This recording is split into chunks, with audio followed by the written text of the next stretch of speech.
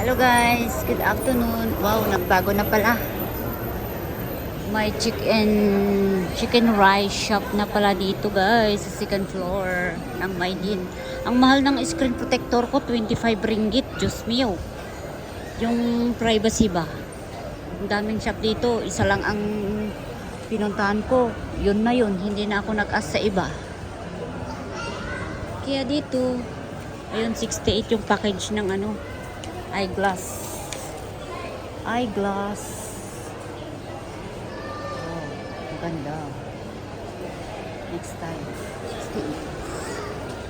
Sige. Alis na ako. Bibili ako ng tinapay namin ni ate at magkakape at siya ipapasok sa trabaho. So, next time lang ka dyan, Maydin Mall. Next time ako mag-shopping kung may sahod. Sana all. O, sige guys. Yan, madaming nagbago. Marami ng paninda ngayon. Oh, hanggang dito. Sige na, saan kaya yung tinapay? Tinapay sa loob. Saan makakabili ng tinapay kaya? Sige na nga guys, dito muna tayo.